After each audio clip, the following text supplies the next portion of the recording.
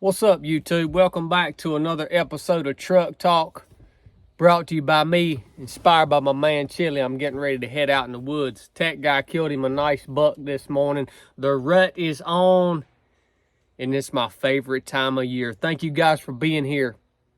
I love you guys. I appreciate this community. You know, what I wanted to talk to you about today is the wisdom of man has always been a funny thing to me.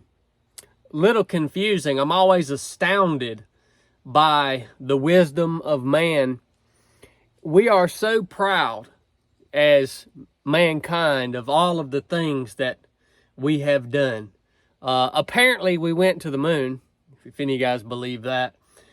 We built these cities and big skyscrapers, and we have the internet, and we've created all sorts of technology to make our lives easier and more convenient and more efficient. And we talk about all these things as if we, man, have accomplished all of these great things.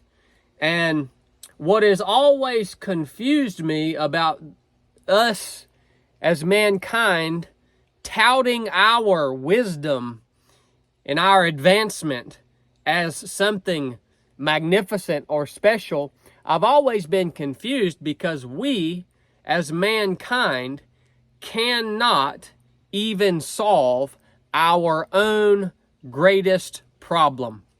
We cannot even solve the greatest problem that faces us as humanity and has faced us for all of humanity.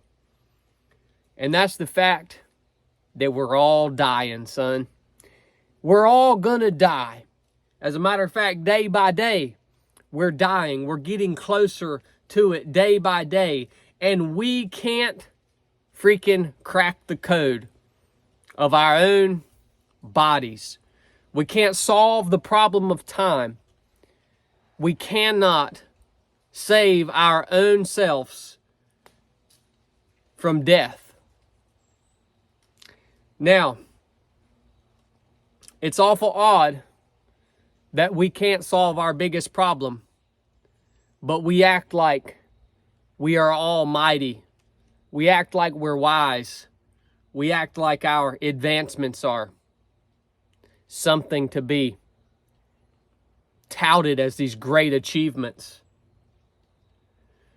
I tell you what, man, you show me a man, you show me a human that solves the problem of death, that overcomes death, and that man I will follow. That man I will call wise. I would go as far as to say, that man I will worship. There's been one that solved the problem of death, overcame death,